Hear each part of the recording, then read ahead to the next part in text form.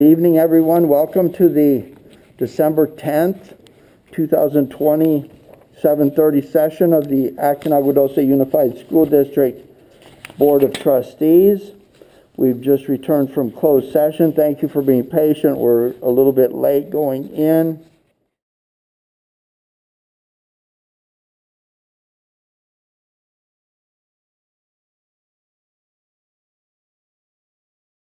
First, I'll say that I spend every morning at work in a Zoom meeting. It's not really that exciting, and I'm happy to see the presentation the kids at High Desert gave this evening that shows that Zoom can actually be used for something productive rather than political rhetoric.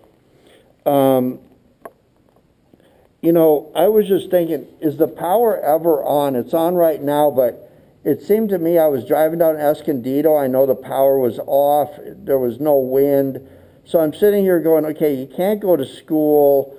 You don't have any power. Your internet doesn't work. It just seems like it's just impossible. So I think about that sometimes.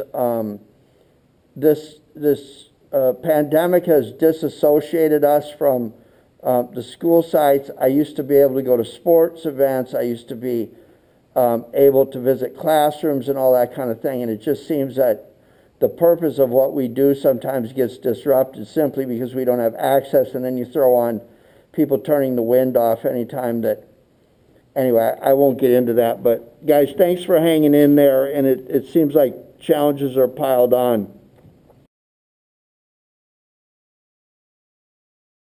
I do want to talk a little bit about something that I find serious. I had an acquaintance that I've known for 30 years. We've been in the tree business together in Vegas, and apparently somebody brought COVID into the office environment there.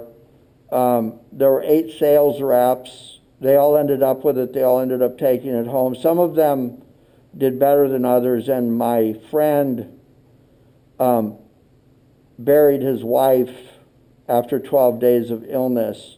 And I think the worst part about that is you can't get in the hospital. When you drop them off to get the test, and then 12 days later you're identifying them, that's very sobering.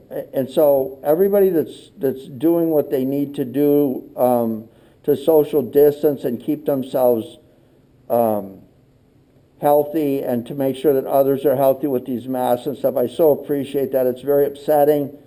Until it touches you and someone you know, especially someone that's healthy and works out and all that type of thing, it's kind of this idea, and then you hear this, well, maybe this isn't real or whatever. It's very real. But this is a sad one. Somebody sent their kid off to a soccer camp somewhere in another state. They flew back. No one told anybody. And the brother of one of the attendees ended up being asymptomatic for COVID, and now you have all kinds of people in all different places trying to find out and do tracing across. So, you know, going out of state, I know we appreciate our families and everything, but to everybody that is saying, hey, I'm not going to go, I'm going to stay at home, and I'm going to work my way through this, that is the best thing you can do. And the district is planning for the return, and I appreciate our associations coming to agreement with the district and thinking it out, because it's not about compensation. It's more about how you're going to do things and be practical about it and deliver a result rather than just talk about it and figure out what happens when you get there. And speaking of sports, thank you, Mr. Sparks. I would really, really like to, based on about what I'm about to tell you, like to know more about the sports program. I'd like to see a little update about what's happening with our sports teams, who's practicing, how they're doing that in this difficult environment, because I know that's very difficult to have happen, what the schedules look. I know nothing about sports. Again, I used to be able to go to every game I wanted to, and so I very much appreciate an update of that, especially from the director of athletics. I remember a day when I went out and saw somebody playing tennis in a wheelchair, and I like knowing that everyone has equal access to the sports team. So I'd really like to see an update Yeah, this court case. I mean, we go back on this to my first candidacy where I was at a community meeting. It was called a candidate forum. We were being told that we were being protected and we were being this and we were being that. And I mean, Google me if you want to know what I talk about charters. I've been in the LA Times over it and all that kind of thing. But I'm one board member, and you've been able to find me where I stand. And I think it's pretty easy to look up Valiant and Mosaic and see the board meeting I'm talking to and see how some of the board members were.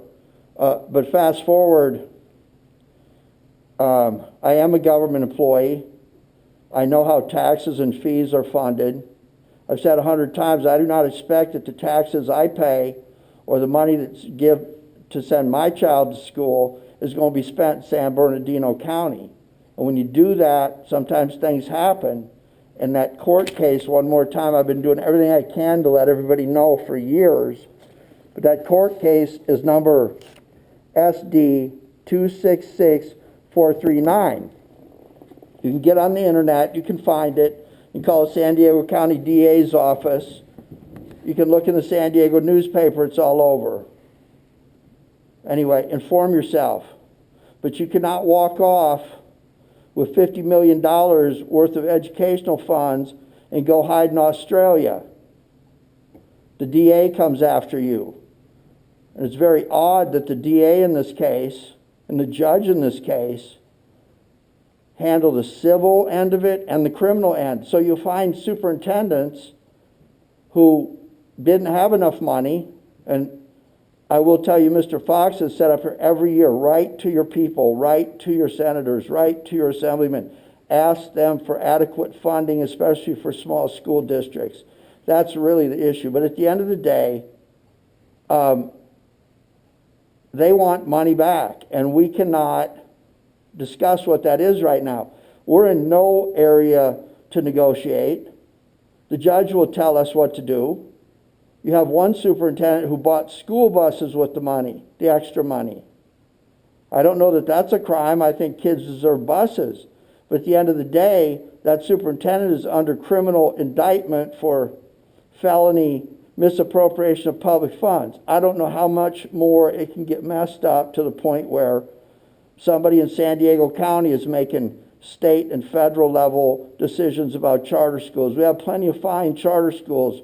But if you want to get in the meat and potatoes of what we're talking about, find the hearing about the Mosaica Valiant charter hearing, and you'll see what we're happing about. We got plenty of charters out there, and the idea is education, not to make money off of them, but to make sure that kids in this district are offered a choice. I'll end by saying I appreciate everyone that talked to us tonight about the schools they attend and why they like to attend them. I am not going to comment about anything about that. We'll be waiting for the staff recommendation on these things, but I do very much appreciate hearing from our constituents, and some of them do send their kids to local charters, so thank you.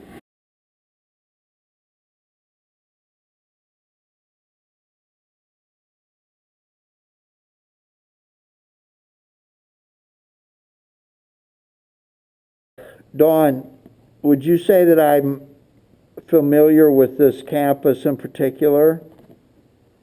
Yes, I would. Good. You visited the campus and you also attended a graduation. Good. So we'll put all that aside now. Describe your exemptions for me. And by exemptions, you mean as far as location? Location and type of program. Well, we're a RENEWAL program, Thank which you. allows us to be located out of district. That's one of the provisions that made. Thank you.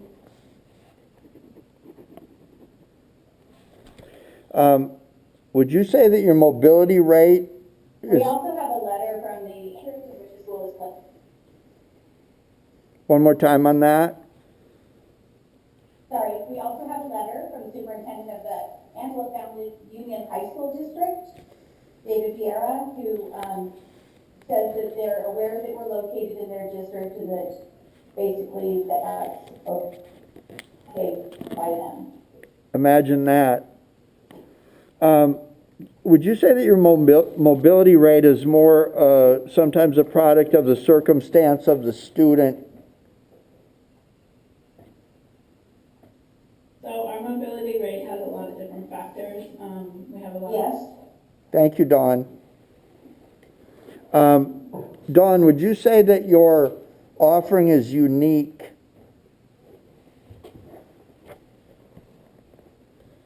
yes, absolutely, it's unique. Thank you.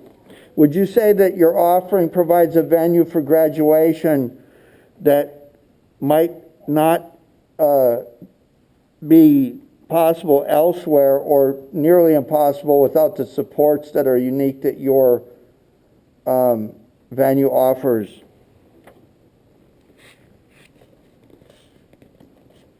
Absolutely. We have wraparound support for the learners that need them, many of them, which they talked about here.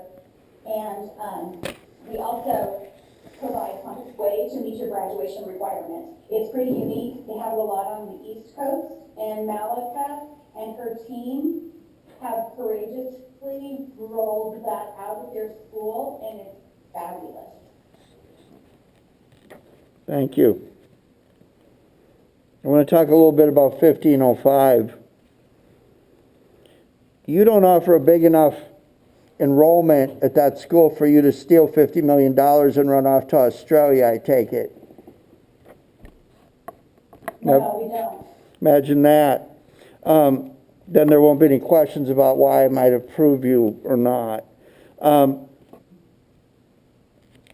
So I think the point there is we have to be able to, now we look at, instead of looking at how much money I can take from you, now I have to all of a sudden be concerned that how much money are you going to cost us? So know that I'm going to ask staff now who's writing this down to take a look at if there have been any liability exposures like AOH cases or other legal actions in which the district is auto-named and we've had to defend against you. So that'll be something I'm concerned with. Other than that, that's all I have. Thank you, Dawn. And staff, I don't mean to slight you, but it's been my past practice with all of these people to go right to the top of the organization and make them confirm what it is and do their part of the business. I know what y'all do. I've been there. Thank you.